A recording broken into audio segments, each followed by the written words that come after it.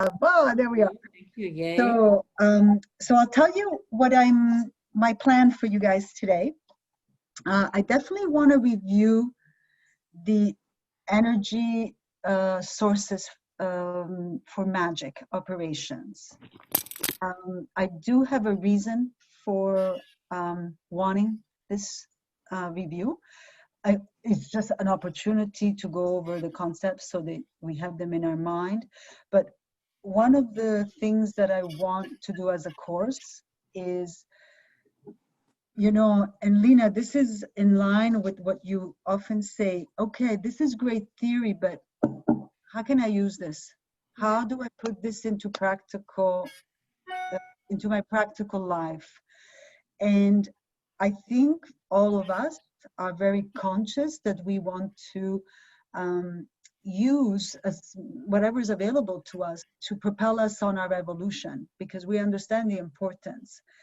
And in this chapter, the energy sources for magic technology, they give us clues of things we can do to amplify what we do in our life.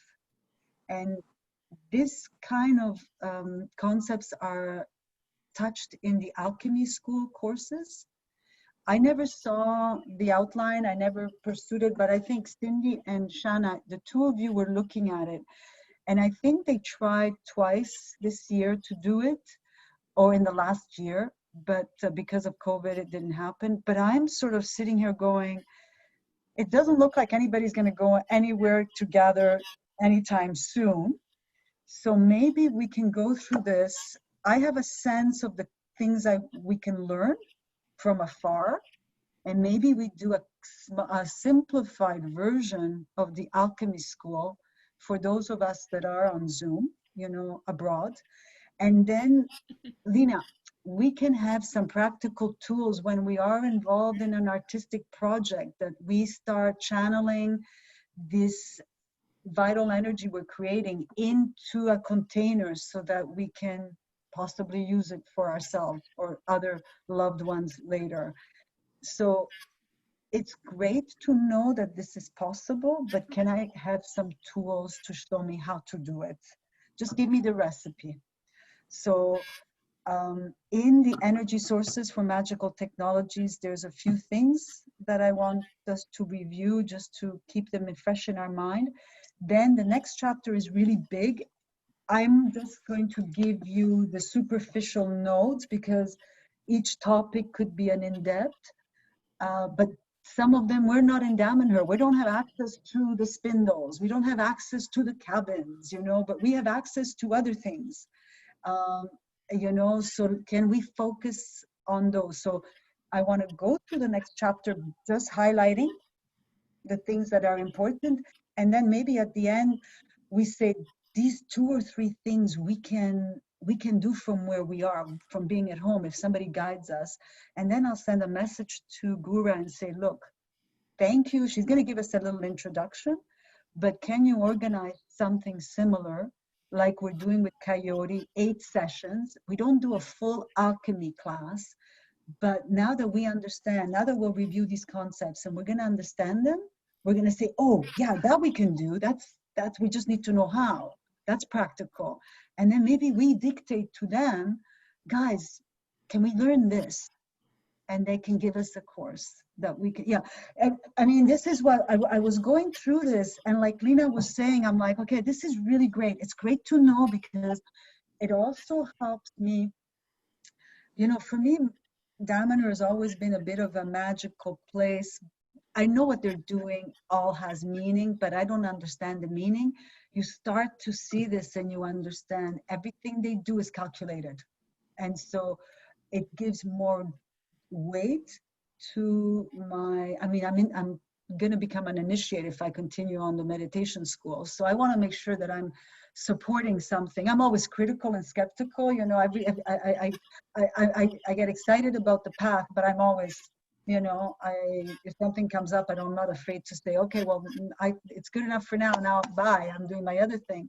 But when I see this congruency of their ideas and also the way they live in so many ways, it's almost like, okay, yeah, there's some substance here for me. Like, this holds me, This is good. So that's more what I want to do. So I want to review last week, just so we get a chance to see these concepts again, and then we'll go to the next chapter. It's a big one, but I'll just highlight the key parts. And then at the end, we sit down and we'll say, yeah, let's ask for this, let's ask for this, and this. And then maybe they can do it in an 8-week. You know, I don't know, how much was the alchemy school? Because it was 3 years, wasn't it? What was 10 days? It was like 4 days, 3 times a year, Cindy. Is that what it was? Something like that? 4 days? 3 times a year. Yeah. It's like Yeah, April, September, and January or something. Was it 1,500? It was 15. So 4 days, 3 times, so 12 days in all, 12 full days. Full days, yeah. 8 So hours. 12 full days. And we're doing with Coyote. So if they were able to do that and times 6, that's 70 hours divided by 3. Like even if they halved that, because some stuff we might not need to do. You know, we just do what's possible being far away. So that's my idea. Yeah, that's my. Great.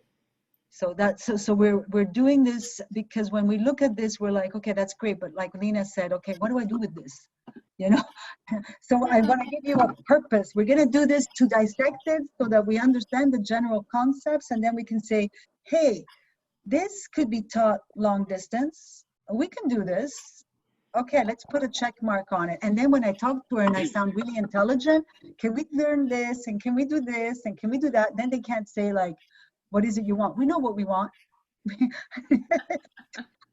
Listen, it's my delusion. I don't know if it's possible, but if we don't try, you know, I got the 163 elements this way. Why not this? Yeah. We're here to change the timeline, right? We are here to create that new trunk, which Yes. is the new earth. Yes, yes, yes. So we're doing our part. So let's go to our Q&As of the energy sources for magic technology. Beautiful people. Da, da, da. Let's go. You guys have it in front of you, or should I read it? Yeah, you go through it. I've got the chapter in front of me. Okay. So when one needs to conduct any kind of magic operation, they will require energy. Energy used in magic are particular and elusive. And then we have a whole bunch of things, and then we have the first little question. In this chapter, we will learn about the principal form of energy called, what's energy called in magic? Vital units. Vital units, yeah. Yes. And second, the different sources, right? So we're gonna find out about vital units. The principal form of energy, what are these vital units? A vital unit is the fundamental system of measurement in the field of energies linked to magic technologies. So in order to have energy to power our technologies, we need vital units. What is the value of a vital unit? It's equal to the conscious attention that an enlightened individual expresses in blank years of life, or blank individual with the average human capacity due to the lobotomization. So one vital unit, let me just say that a little better. What is the value of one vital unit? What does it look like? So we have an idea of what, you know, like a liter of gasoline looks like. What does a liter of vital unit looks like? Well, it's number 7, 66 years of the life of one enlightened being is one vital unit, or 12,000 individuals that are not enlightened. So a vital unit is precious. Takes a lot, takes a lifetime, okay? And human perception is energy. Our senses, just by doing what they do, produce energy. So wouldn't it be great to know how we could gather that energy like raindrops in a bucket of water? So that's just something to think about. So what are the different sources of vital units? And then this is where we go through them. So the source of vital unit comes from, comes from living forms. Yeah, Number 8, living forms, animals as well as humans. But it's difficult to conserve, so it's therefore preferable to use it directly and immediately. Now, human sources of energy. This is one of the things I want to ask them. Metratura, it's called. Metratura, sacred dance, rituals, and other forms of sacred art have an energetic potential, is multiplied, yes. This energy is used to charge cabins for time travel. So one of the things I want to ask. Oh, did you say something? So this is one of the things I Remember we did that when we slept? Remember we did that Metatura when we slept in the temple?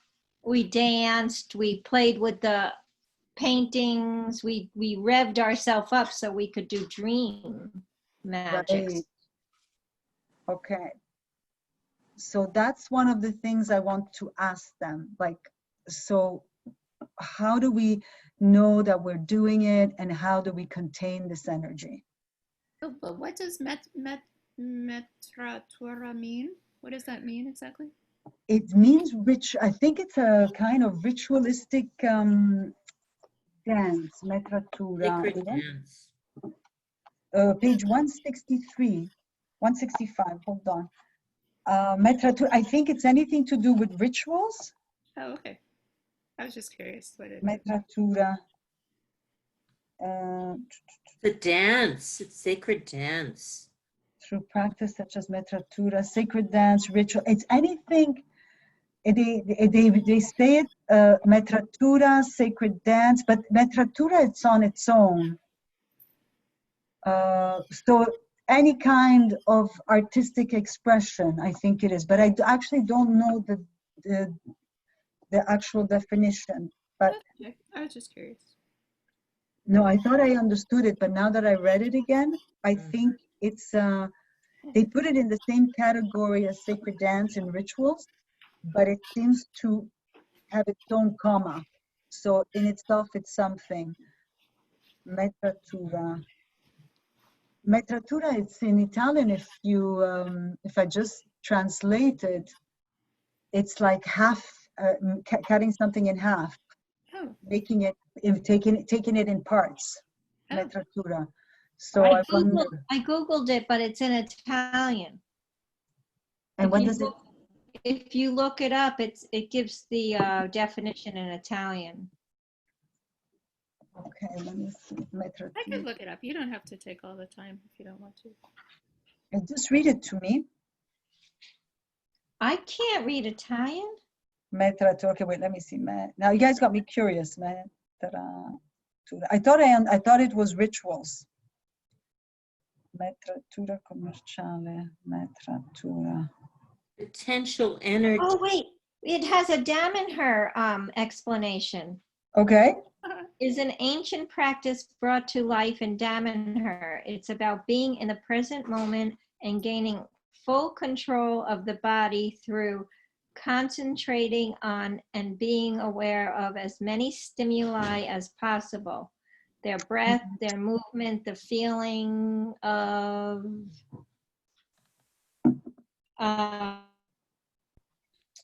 the breath, movement, the feeling of clothes on the skin, the sound of the hall, and so on. So it seems like it's a defining really being present. Using all your senses, tuning into senses. Tuning in with Well, all your senses. I mean, you know, it's being aware with all your senses in the present. Yeah.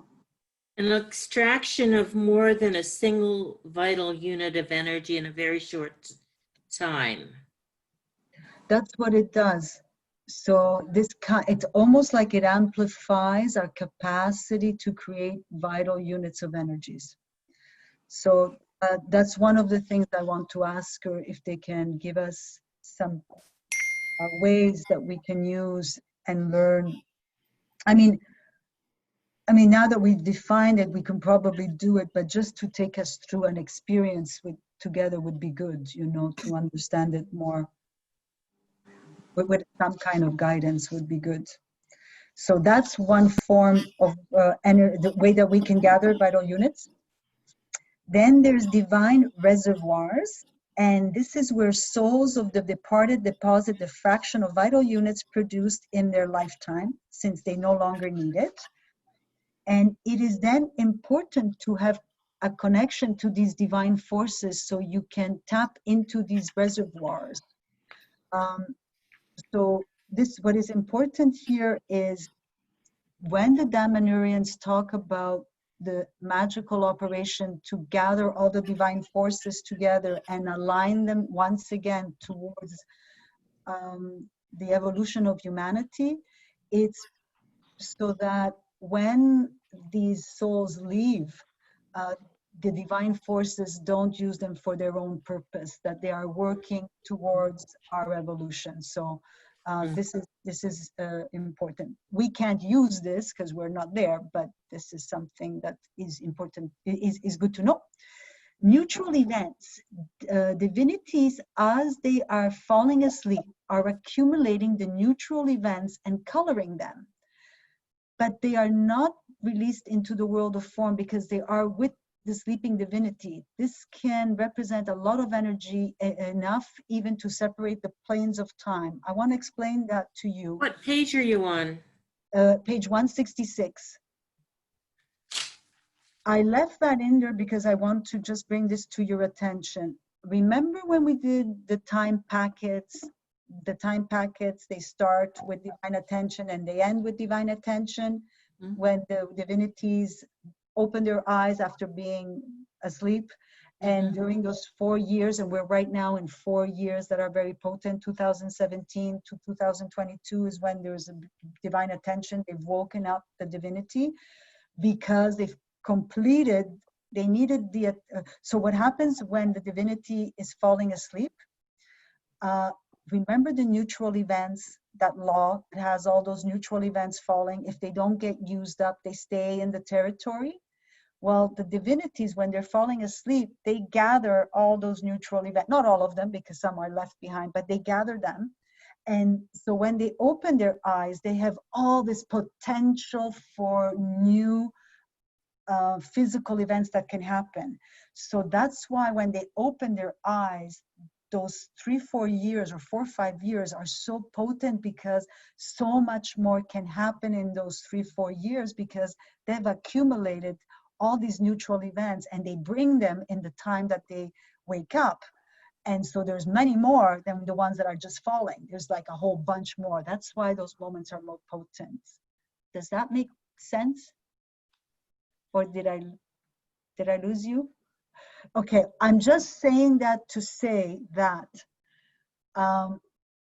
these mechanisms that are happening with all these concepts that we have learned help us to explain how Falco was able to split the plane of time. It takes a lot of energy to split the timeline. We talk about it like if we're just going to go on another timeline, but to actually start the separation took an enormous amount of energy.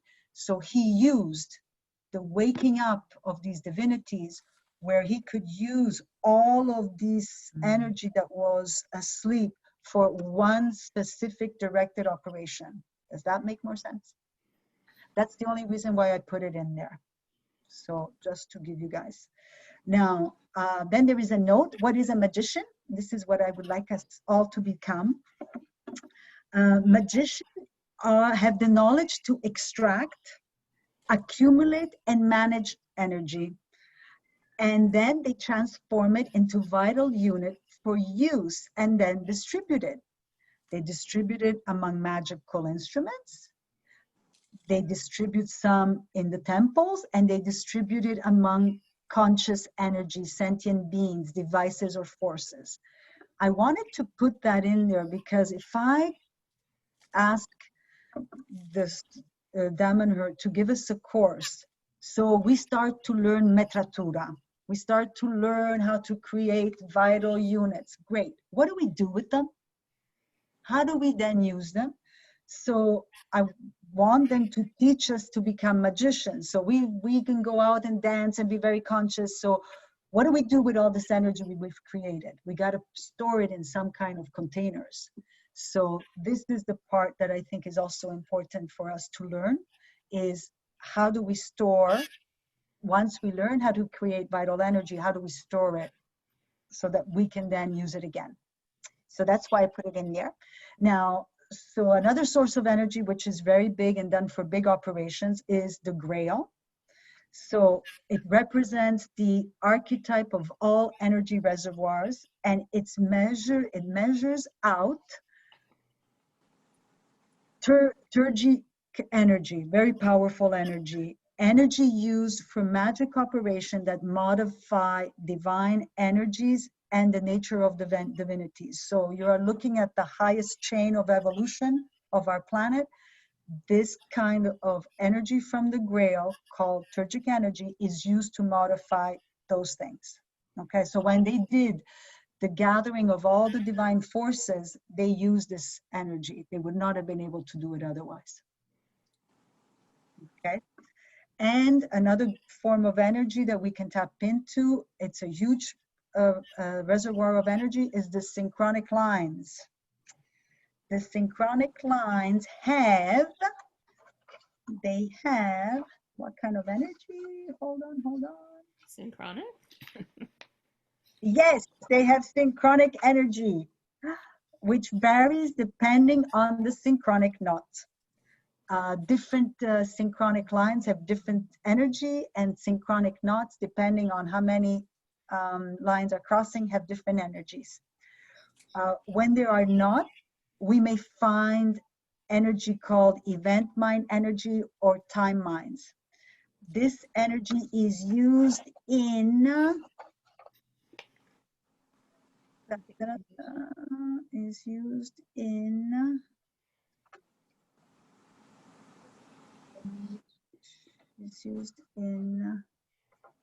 a time unit.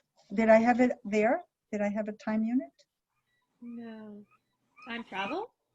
Is used in, okay, let me just read this. Sorry guys, I did it so difficult, I can't even. Okay. A time unit, a fraction of unit, brackets. Time travel, right? That's why they're Yes, time travel. Yes. Shana, thank you. Yes, this is used, so synchronic lines, these knots are used for time travel. And a time unit equals a fraction of a vital unit plus 220 buckets of extracted rock. So why did they take the rock out of the temple by hand and buckets? So they could measure the time units. Like it's not that they were trying to be heroes. It was a mathematical thing they were trying to do. And then we have a little bit more synchronic knots, new extractions of energy, creating new energy sources. This technology is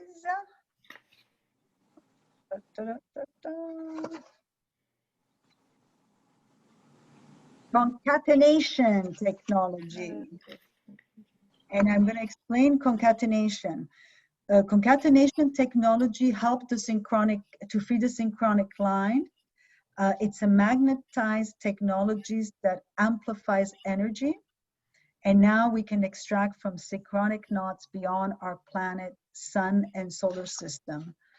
I want to just tell you this about concatenation. We're going to cover it in the next chapter, but they came across it by chance. They were doing some other kind of operation, and then they realized that they got this rush of energy, and they didn't realize what it was.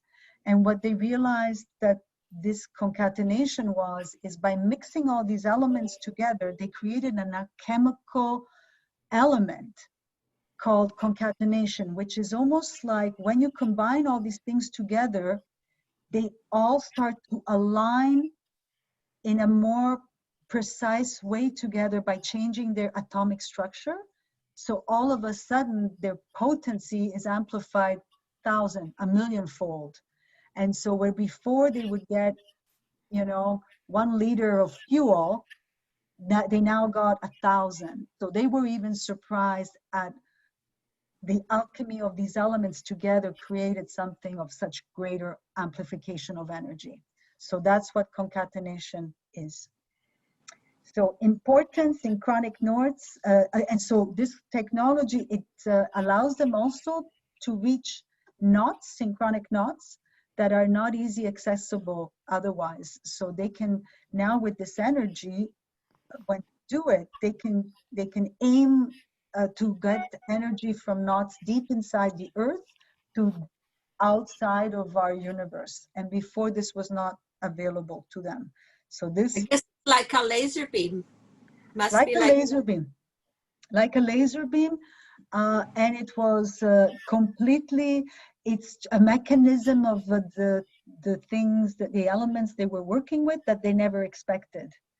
And so it was like a big surprise, and it also opened for them to go deeper into understanding alchemy, because by realizing, putting all these elements together, that they were able to create such a potent new technology, said we have to go deeper in understanding alchemy, because this is going to be possible even in other areas of magic that we need to continue to explore. And so they started to do more and more work on alchemy on other areas as well.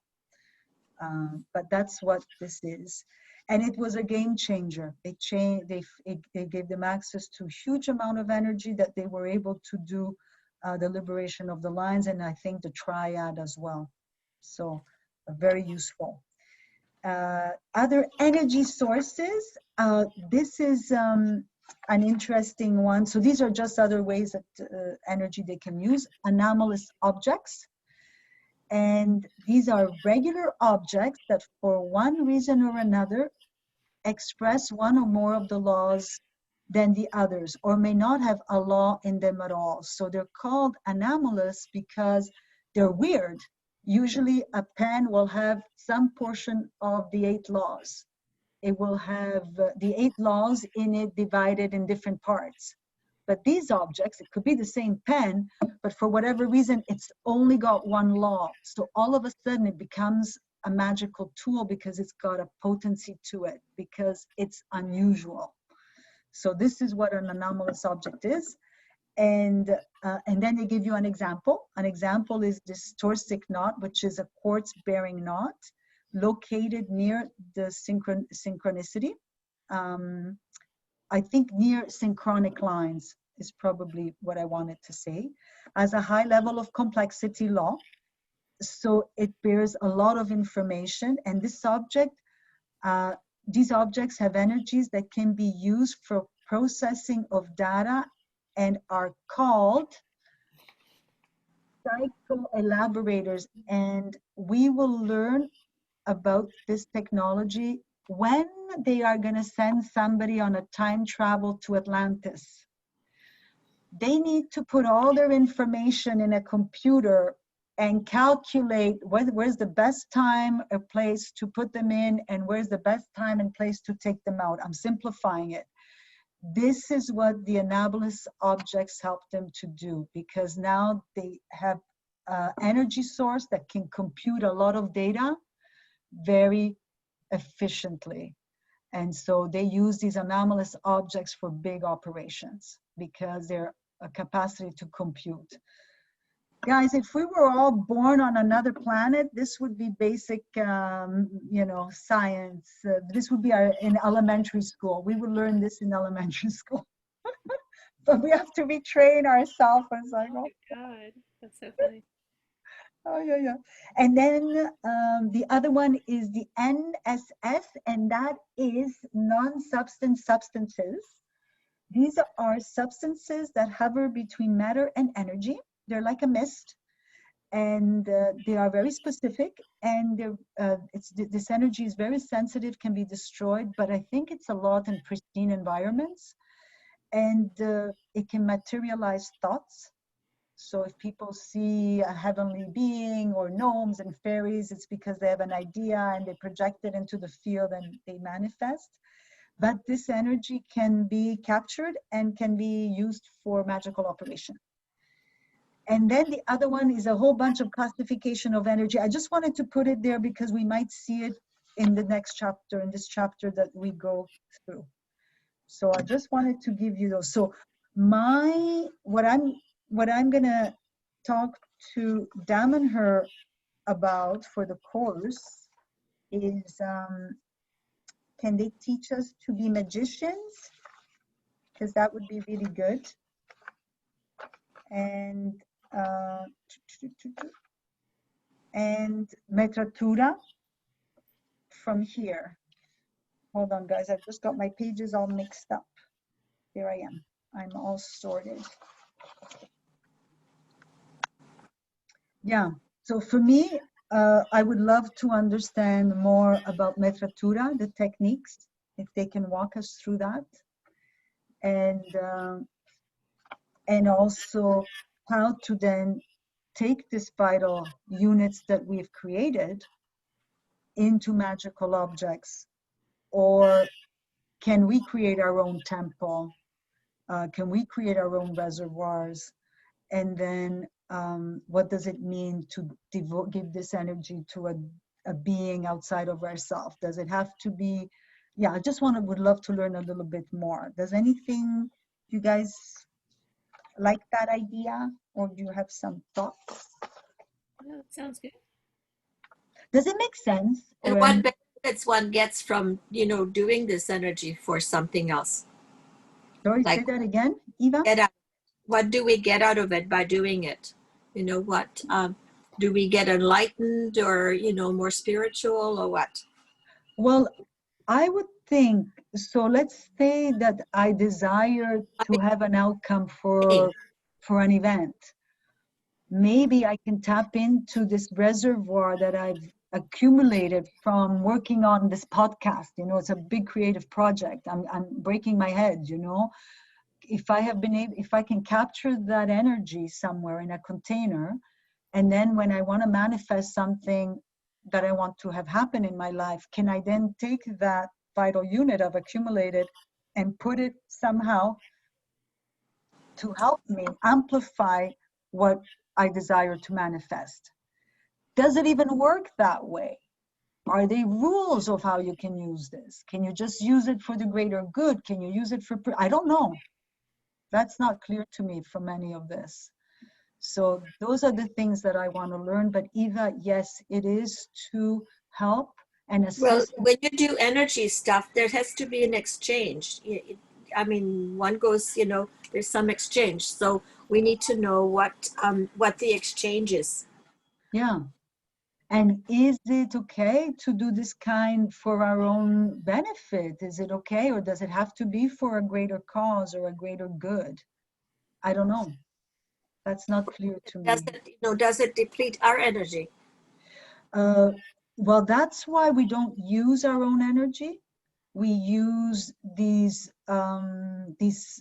metraturas or other things that we talk about. We're not supposed to use our energy to do magic. Yeah. Okay. So, but those are all good questions, Eva, those are all the questions we want to put to them and to understand a little bit better what's possible. Can we, like right now, can we do our own temple to help with this awakening, to reduce the fear, to put good vibes into the field? Like, can we amplify that? How can we do it? Or is there dangers? It's better not to do it if you don't know how to do it. Like, I don't know any of that stuff. So that would be my question to them. So that's the energy sources. And now this chapter is, this chapter talks about all the technology, and we're going to talk about Selfika. So Awesome. it's awesome. I know you're going to like it. Let me put my light on because I'm going to need to read. So hold on. Sandra, which chapter is it? Because I'm on my iPad. The pages are different. I'm going to tell you, it's the chapter on magic technology and the main tools of magic. Okay. So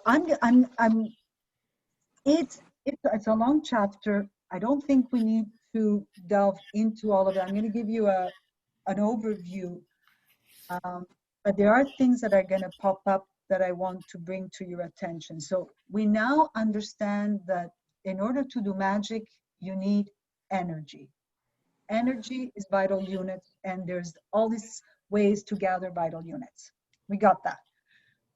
We don't have the details, but we have a general overview. We understand that that's, you know, it's not gas, petroleum to put in a car, it's vital units. Okay, got it. That's fine. Now, what are the tools? What are the different tools? So, hold on. I have my beautiful notes that I should put in order so that I don't get lost as I share with you my ideas. So, okay, so basically this chapter, it's a big chapter, talks about the different tools that one can use in magic.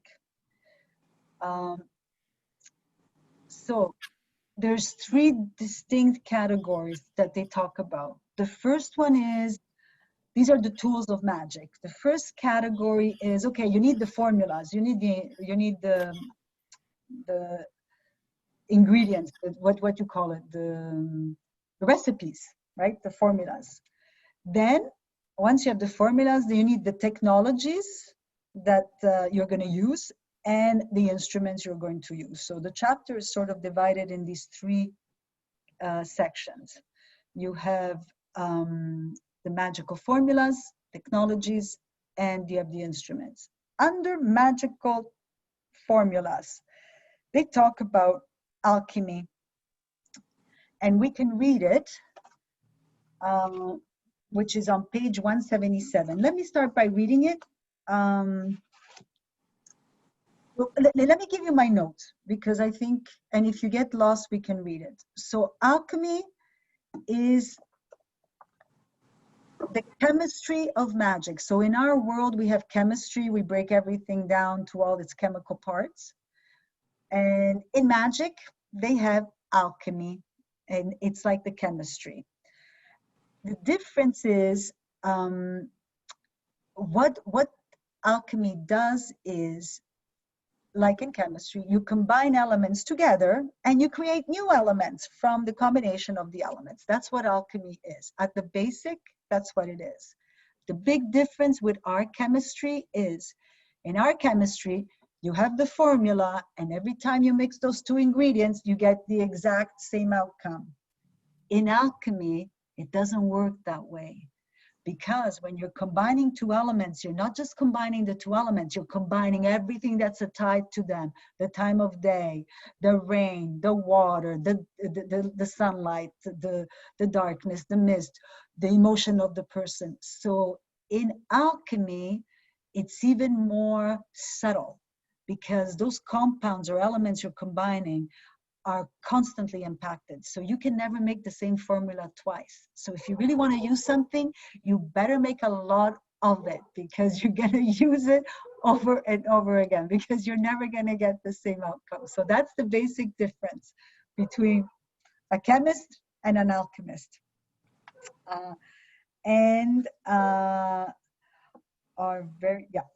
And then the alchemy has 3 branches.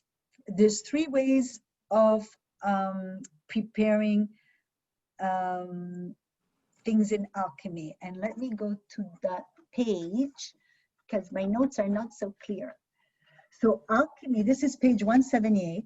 Alchemy is divided in, now, was that clear for you guys, the difference? Yeah. So alchemy is divided in 3 main branches, depending on which substances are used. So, and I'll read from the book, page 178 at the bottom to 179, and I can read all of this. So, is divided into three main branches. There's the alchemy of inanimate forces, the alchemy of living forces, and the alchemy of metals or time alchemy. So we'll go through them. So the first alchemy of inanimate forces works using the 5 basic elements: air, water, fire, earth, and ether. These are the first manifestations of the derivative laws in form. As every object is composed of different proportions of these elements, which is substantially the same as saying that every object is composed of a unique blend of derivative laws. So let's just ponder that a little bit. So in alchemy, we use objects that we see, and now we realize the importance of these elements. You can see how they're all connected. You know, the earth, water with the derivative laws, they're the first elements that the 8 laws create, because everything else stems from them. Like it's brilliant when you think of it. Like it's all interconnected, it's woven to, it's very cool. Now, therefore, working on these elements means interacting with the laws themselves, which is basically the meaning of alchemy. That's all fine. In present day alchemy, so this kind of working with the elements, the witches brewing, you know, like Macbeth, that's passé. That's medieval. We've evolved. So in present day alchemy, this concept is no longer the center of attention, as the manipulation of living forces has taken on much more importance. Okay, and they talk about the philosopher's stone. So this is more about, in modern interpretation of the concept of the philosopher's stone that is linked to the technology of micro attractor discussed further. Wait, let me just get, in the field of living substance manipulated.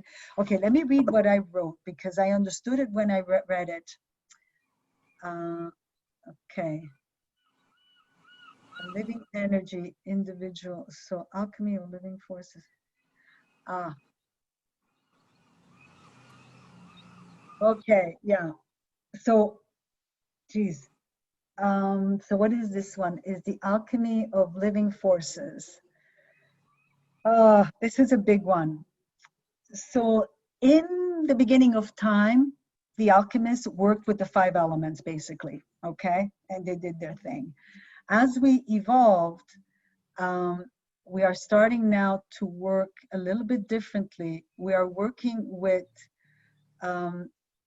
the energy that's awakening inside of us, and we're working with the micro attractors. And the micro attractors are the real, the absolute coming down in matter.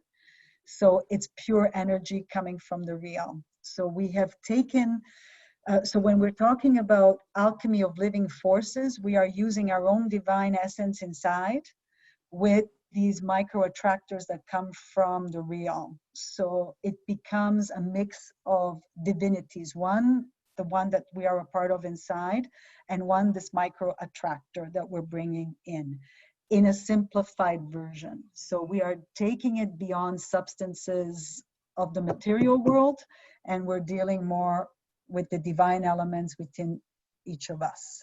So we've taken it up a notch. Forget the fancy words. And this is where the 163 elements also comes into play. Emotions, feelings, and the base elements. So at this level of alchemy of living forces, we are really talking about the spiritual elements within ourselves, within the attractors, because we're going to call in the attractors to work with them in alchemy. That's really, really fun. See, I would like to know a little bit more about this. And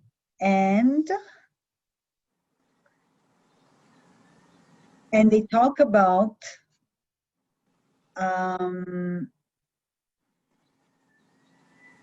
And then the next one, and living forces. And one of the ways that this is manifested is through something called the chimeras. So the chimera is on page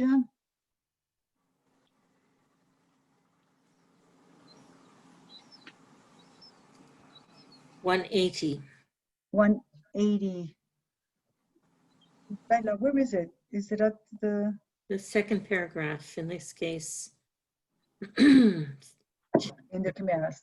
So, Parts of animals. okay, so let me see. I might have to, I just want to make sure.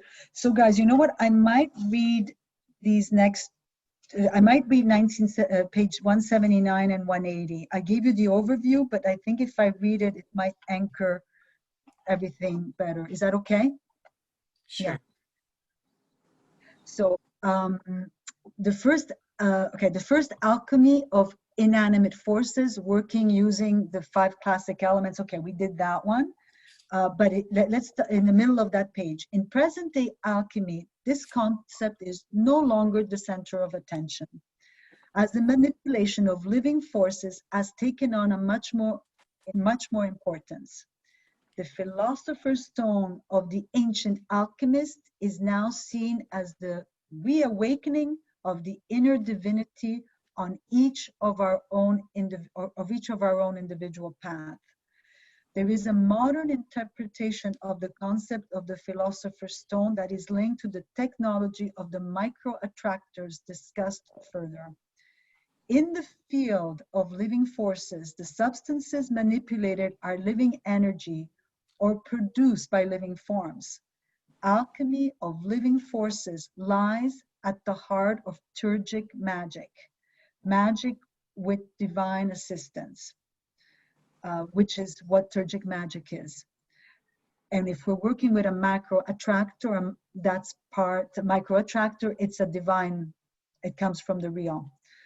And works through every possible shade and hue of our vital energy. So here we are talking about emotions, feelings, and 163 base elements of the primeval divinity. Vital forces are also extractable from animal life forms together with their relevant characteristics. In this case, medieval traditions still hold valid, which is why the symbolic language of the chimeras describes the characteristics of many parts of animals and expressions that can be gained by manipulating these forces with the right formulas.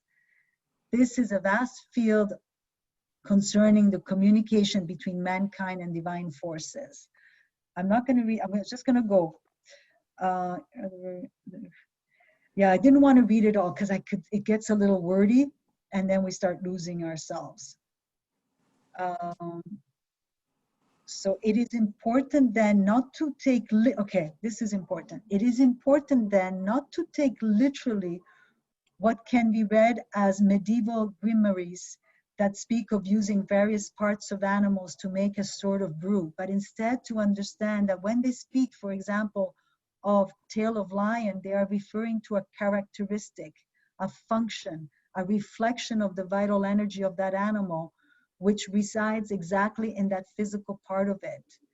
In magical alchemical technologies, these forces are extracted through ritualistic procedures that use the law of correspondence of like with like, so that it can actually, so it's not actually necessary to cut the tail of a lion. So I didn't want to read it now. That's why I took the notes, because it got a bit too wordy. So basically, what you need to know about this one is you are really using more of our inner divinities, emotions, feelings with these essences of the divine, the macro attractors, and creating substances. You can make it fast, you know, so if you have the formulas, you put these ingredients together and you make magical brews for yourself. That's the simplified version without getting too lost. This is why, so page 181. What? Can I just add to this? Yes. Well, yesterday or the other day with Protolo Yes. about the missing organs. Yes. We have been lobotomized, and some of the organs we are missing are the tail Mm. And the wings. and the whiskers. Yeah, isn't that beautiful? Huh? Mm-hmm. Yeah, Yeah. we were beautiful little creatures. We still are. They're still there, like the whiskers are still there. The radars. Wait. Yeah.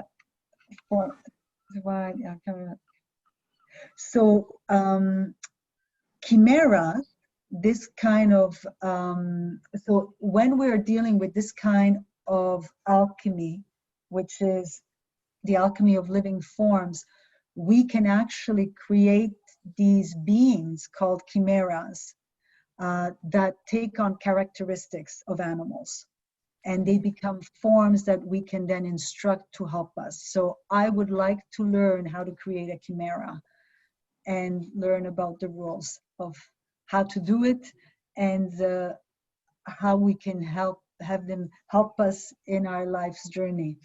So this is what this second part of the alchemy is, being able to create these chimeras. And then the alchemy of metal is on page 182.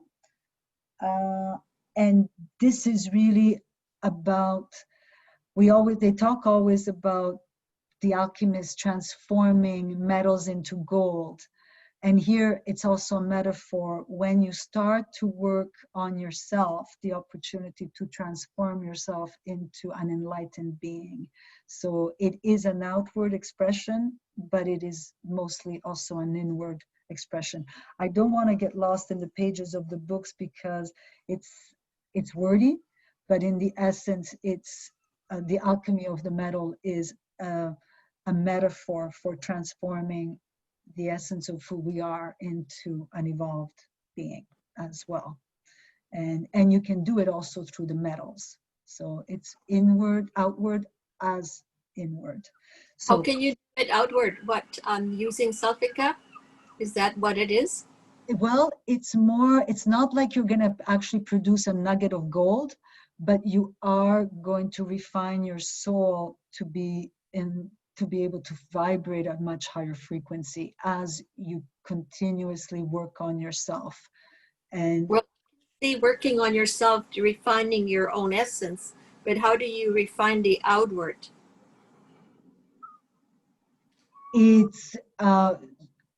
it goes together, because when you're working internally, you're going to express outwardly what you're doing as well.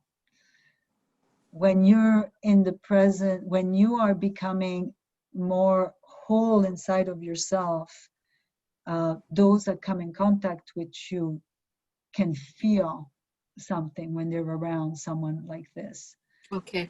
I'm not talking in the sense of creating gold, because I'm sure some of them can. I think Falco, I heard, was able to do things with diamonds to, take a low-grade diamond and convert it into a high-grade diamond.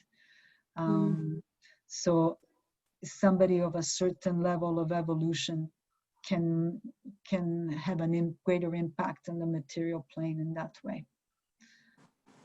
The best way I don't know if did that. Yeah. And then it says 90% of our vital energy is sexual energy. Yeah. Goodness.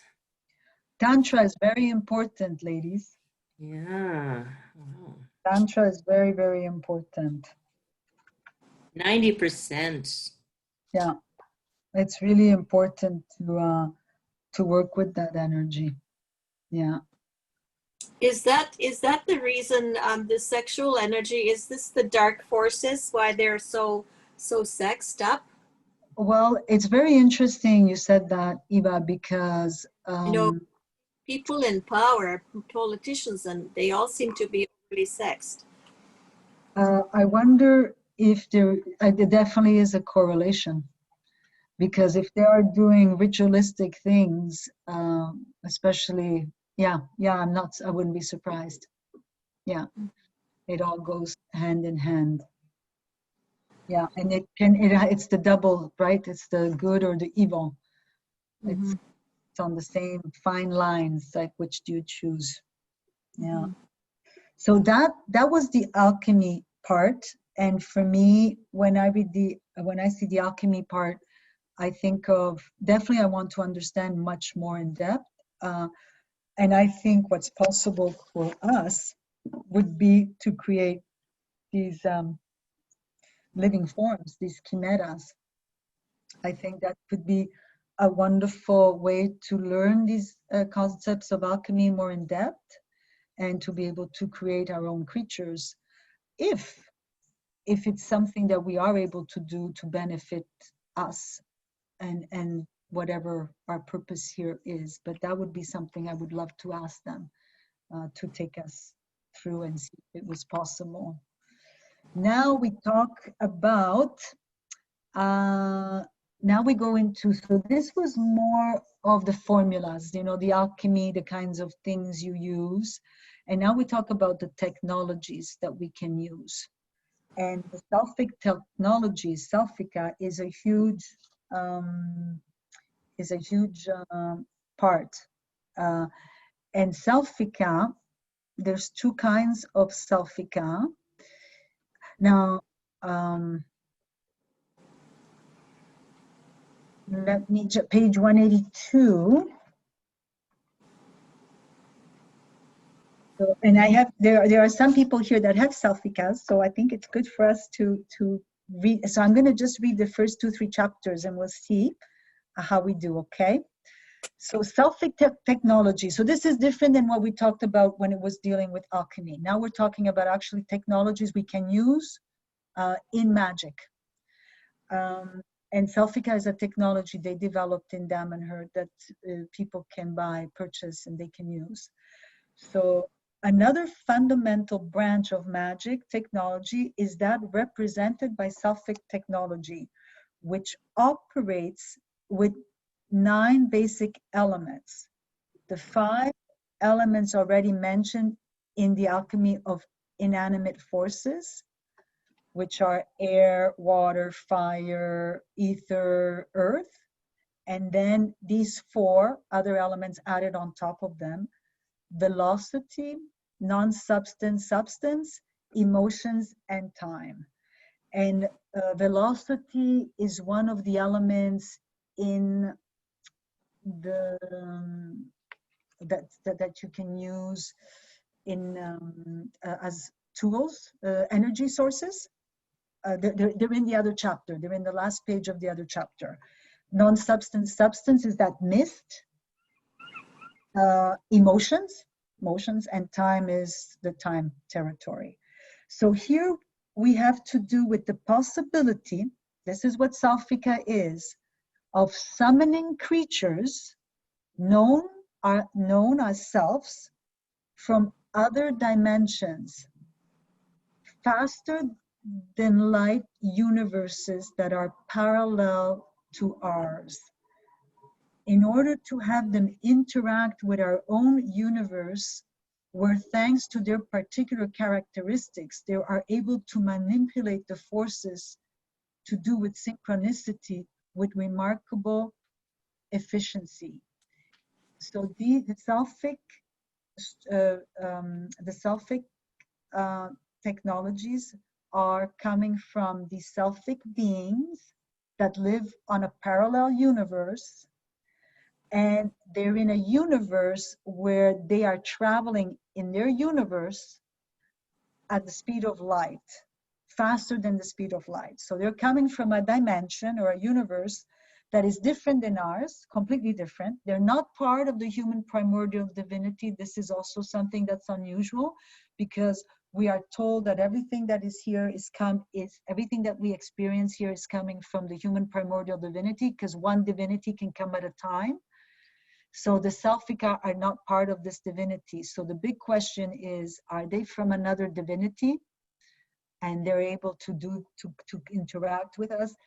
I've heard it is, but we can ask this to Coyote. So Selfic being, yes, what is that?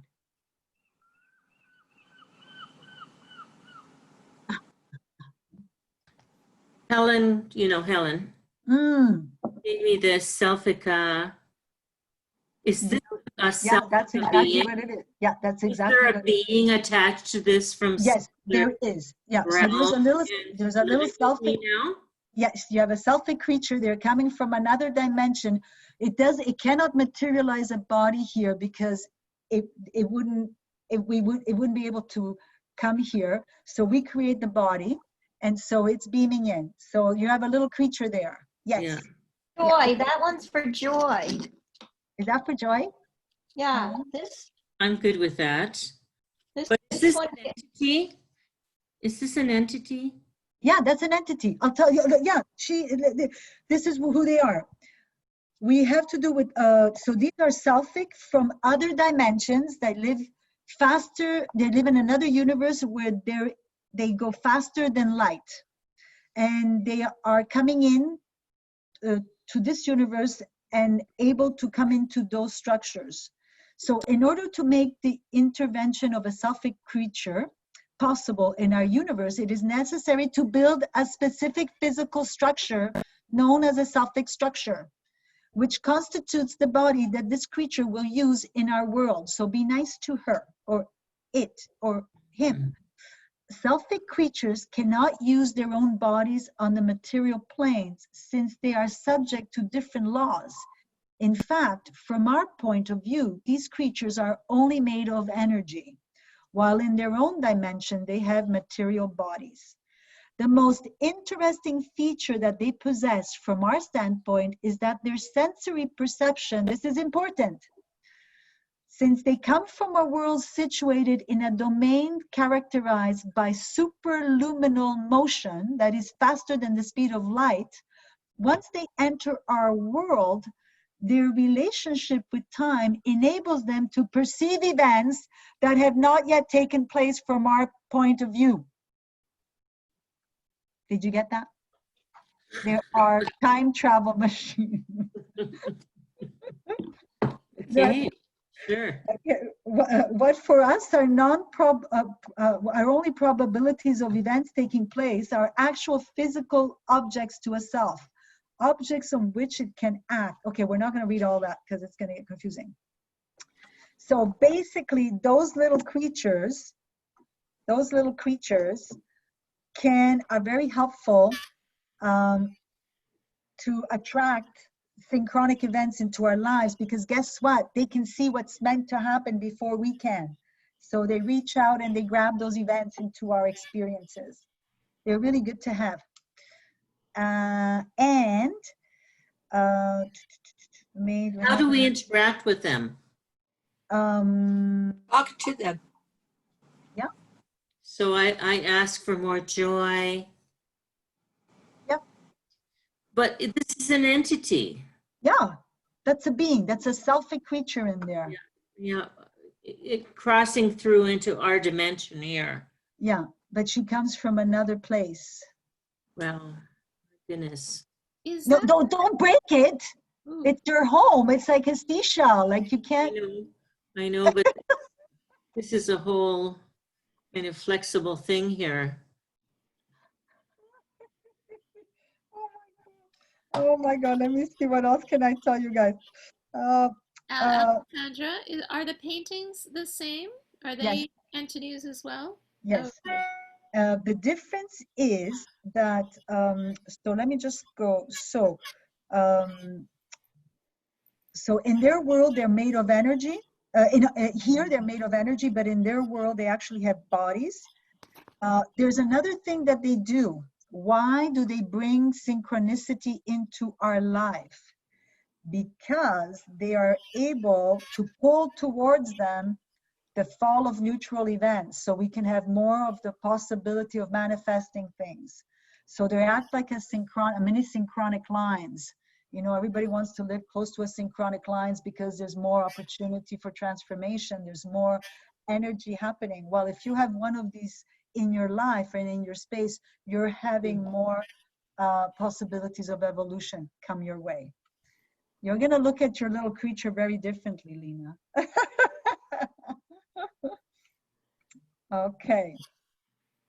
And they're not part of the human primordial divinity. And there are evidence that the Atlanteans, the Egyptians, the Sumerians used Selphika.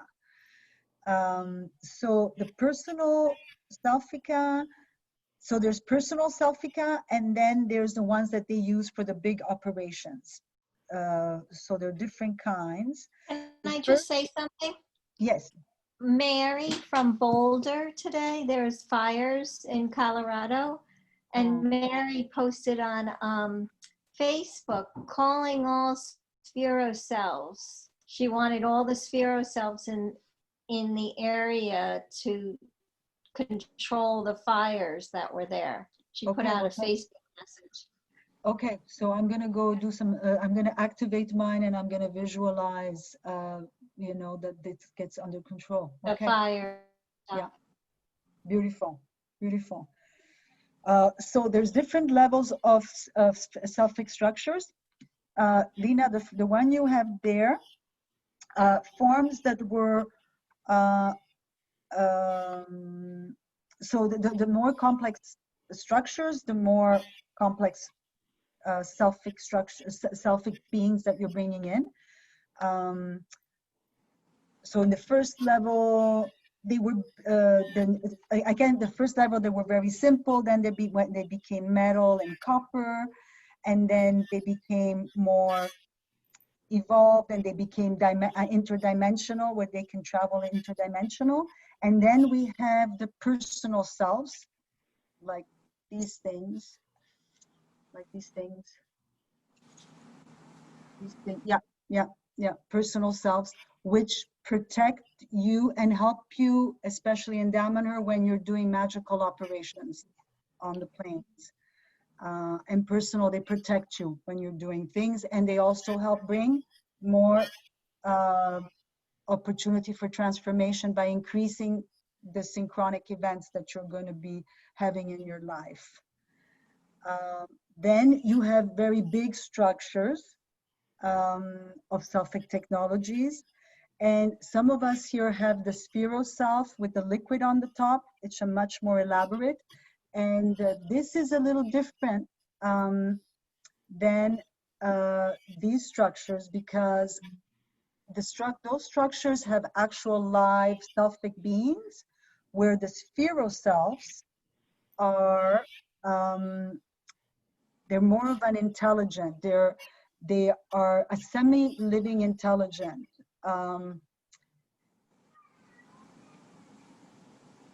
Yeah, they're a little bit, I want to read that to you. It's on page 188.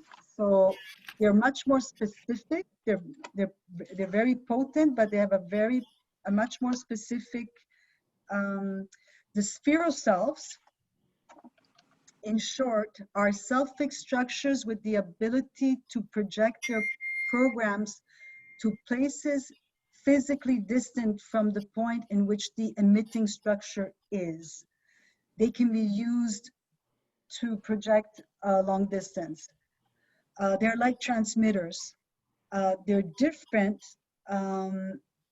because they are not inhabited by an actual creature, but more by an intelligence. They call it a semi-living intelligence, and it's used for being able to transmit information and pick up information in distant places. They use also the ability to call in the micro attractors, which are this absolute, the real, these energies of the divine. And they're also able to amplify their information, because they also have this concatenation element to them. So the Sphero Selves I wanted to cover because some of us here have them. And then we have crystal salves.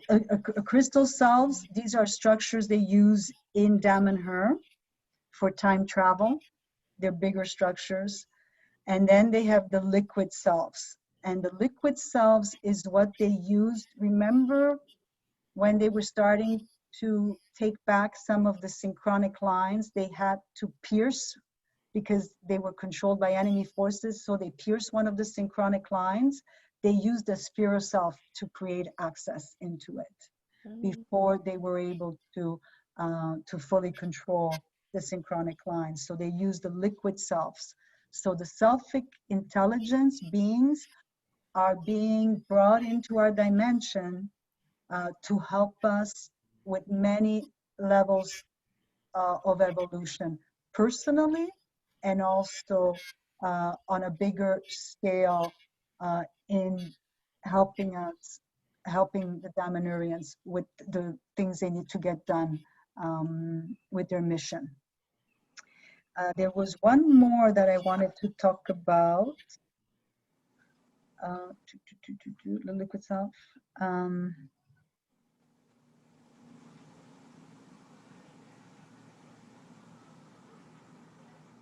Okay, let me just, and there is also the stilo, or maybe the Stiloself comes later. Hold on a second. Let me see.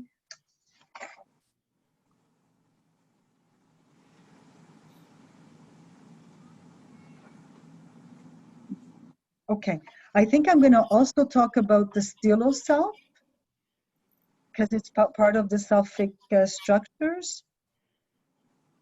The Stiloself is the little pen. Yeah, that one. And what that does is it works on it brings in micro attractors one at a time. So micro attractors, we have the 4 different attractors. Are you guys with me, or am I losing you? What page are you talking about here on the? Micro attractors are, the attractors are back. Or the Spiroselves. Okay. I'm going to give you 188. 188, the Spiroself. I don't know if the selfic one is in there. Yeah, 188. Okay, and then 188. And then Lena, Yeah. for the attractors, you go to page 58 to see what the attractors are.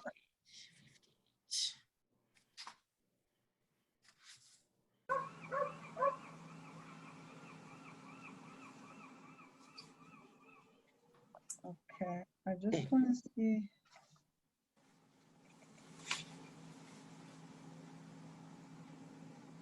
There is something else I wanted to tell you.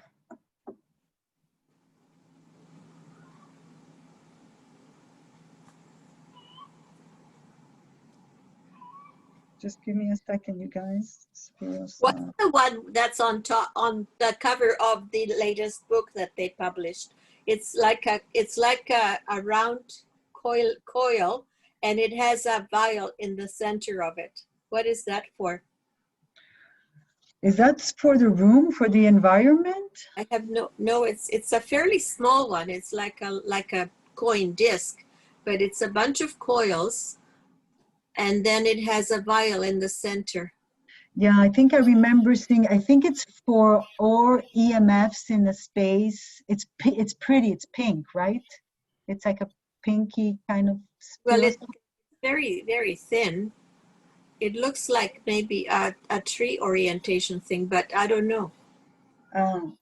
Bella, I don't know. There's so many of them, but I've seen that one. I remember seeing it in the. They should give us, a course on that. What's what? And they keep adding to them, eh? Don't think that once you know it's done. They keep adding to it. I wanted to give you that one, the cosmic spindle. No. This material is so dense. Every page has so much in it. No, that's why, Lena, I just wanted to give just a general overview because otherwise we can get lost in this one. But what the important thing is a definition of alchemy and what is possible in alchemy and what is possible for us to learn. And then some of these technologies that are more accessible to us, because some of the other technologies, we're not going to have tracers, you know, like we're not going to work with them. I mean, we can go through them, but we're not going to, you know, it's not going to be part of our world. But what I wanted to say with the self-fixed structures is the stelo-self that Cindy was showing us is another. Oh, that's the one. Yeah, let's see that one. Yeah, what is that one for, Cindy? Eva, is that the one that you were talking about? I haven't seen it. I don't see what No, she's. this is for the stomach. Oh for the yeah, that's for abdomen. thing. Right. Just But like- they're pretty, but they're beautiful. Yeah, and that's to enhance the digestion. Yeah. That's what they do. Oh, no. Have you used it, Cindy? No. Listen, if you don't communicate with them, they leave. You have to interact with them. I know it's only a personal one. I didn't get it for everyone. I just got it for me. You know how you can add $100 or something, and Yes. Yep, So I can only use it on 5 people. okay, so that one is for you. Yeah. It's a personal one. Yeah.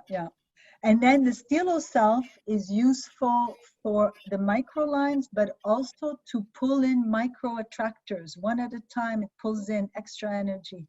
So you can, Oh, yeah, so it's in here somewhere. When I was doing it yesterday, it was in here, but now I can't find it, but that's okay. So then we go to, guys, it's 8:45. Do you want to stop here and we'll do the rest next time? Or do you want to? Yeah, I have to leave at 9 because I have another Zoom Oh. event. Yeah, so let's leave it at that. And then next week, in 2 weeks, we'll do all the magical instruments and the tools. But at least, listen, at least you're left with vital units is what energy for magic is. And alchemy, hey, you know, no, we can create some metraturas, some sacred dance. We can create some vital unit for using for magic for ourselves, and we can create some alchemical creatures. Just keep those 2 things in mind, because those are things we can work with. The rest, don't worry. So I've only earned 1 unit in my lifetime so far. You've earned 1 year that you, Oh, yeah. Eva, that you know of, because I am sure we are doing a lot more. We just don't know. And that's what I want to understand. Is like, can we just have a little bit more knowledge so that we can have a lot more attention to everything we do, so we can create more of that vital unit. But you know, when we talked about Metratura, there are some people in my life. So I'll give you a very personal example. I tend to have my hands in many different things. And sometimes my energy is way too scattered. And I have some friends, people close to me, that just do one thing at a time, but they get incredible results. So I wonder if this Metratura is a good lesson for me, because there might be a lot of wisdom in focusing on one thing at a time. I'm like you, I'm all over the place. I think it's my nature. I like the diversity. It gets mundane if I just do one thing, but if I go over here, oh, Well, that's fun. Know about everything. Yeah, and then you go over here, oh, that's fun. But maybe it's a diffusion of energy for this kind of idea. I don't know. It's just ideas. It makes me reflect, you know, about my life. So, yeah, interesting. Guys, there's some questions in the chat. Hold on, I didn't look. Let's make wands, yes. Well, I am gonna ask her. I'm gonna send her an email, but I don't think in the new year. But I might plant a seed, you know, as I review some of these topics for the next time. just to say to her, hey, can we just do a small version? How much was the alchemy again? It For was the 1,500. 1,500, and you said it was 4 lessons 3 times a year, so 12 days. Yeah, 15 at 8 hours. So 8-hour days. Yeah, I don't think I want to do that online. no, that would be a lot. It'd take forever. So maybe just to pull some of the key things, you know, like the key ideas of being a magician, the key ideas of what is Mekvatura, some techniques, and then maybe some chimeras. Yeah, I think those are the ones, when I went through it, those were the ones. There was another one that grabbed me. Hold on, I'm just gonna maybe just, I won't take long. Let me just see. That was really, it struck me. Divination, the arts of divination and how important they are. Interested in that. Yeah, divinations.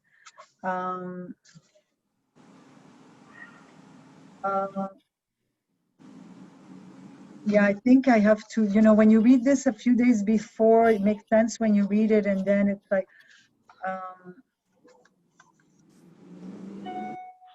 concatenation. If there was some kind of ritual we can learn, because I know they do breathing exercises in the morning, they do different kind of rituals daily. Yeah, they do. And I see why, yes. Is it like the toning? I know, like we learned the toning in the mystery schools. So that would be something like that as well. Yeah, I think just to, we probably have heard all these things before. But I think that would be wonderful. I don't think we need to do 12 days, but maybe we can do a condensed version of some key points. And then we can at least get a head start. And then if we want to pursue it once life goes back to normal. But I'm going to leave you with that, beautiful creatures. Yeah, that's the story for today. Can you show your ring one more time? Is that the recall or is that the person Yes. itself? Yeah. The So that's a recall for my Sphero self. So the diamond was mine. The diamond was mine, and then they did the circuit. And the reason I did it was because I was traveling a lot and I was orienting trees, and I wanted to be able to orient the trees. Oh, okay. I had the recall, and I had to do specific levels to be able to just not have anything with me but my ring. And then with my ring, I can touch a tree and orient the tree. That's beautiful. I didn't realize you get a recall for the Spiro self as well. I knew you did for the personal, but I didn't know for the Spiro. All of them. Oh, They're all interconnected. yeah. Oh, wow. Wow. Yeah. You must be protected like backwards, forwards. I mean, you have got a lot of power on you. Yes. Yes. Listen, I want to tell you something creepy. I've heard this before, but I lived it today. So on the weekend, I was on the phone with my girlfriend who bought one of those vacuum cleaners that you plug in, and it's a real little robot, and it cleans your house. So she was so excited, so excited. So I was talking to her about it. I opened the computer tonight, but I was on my cell phone, like I wasn't on my computer. Yeah, And so on my computer, I was like, oh, they're listening to me. Yeah. You opened the computer and what happened? I had a Groupon ad for one of these robotic vacuum cleaners. Oh, okay. So what she was telling me about. I want to that know was about the spirals, because that's a missing organ. I have no idea what that means. What is wings, tails, I can kind of imagine, but spirals, I have no idea. So when we read the spirals, spirals have access to energy. They're a kind of, when you do the circuits, the spiral circuits, you have access, you're entering another energy. So it could be like, you know, when you're traveling and you need to have an adapter, it could be an adapter to other energy sources. Yeah. But it's definitely an opportunity. Well, it's got something to do with vortexes, because spirals Yeah. are sort of vortexes, aren't they? Yeah, let's see what it says. I have to leave, ladies. So Okay, thank yeah, no, we're gonna go to guys. Yeah, no, so we're not. Yeah. And for those of you with Morena, I'm waiting for her to give me some Oh, times. great. Perfect. Looking forward to it. Great. Thank Yeah, you. yeah. Good No night. problem. Great. Ciao. That was fun. Bye.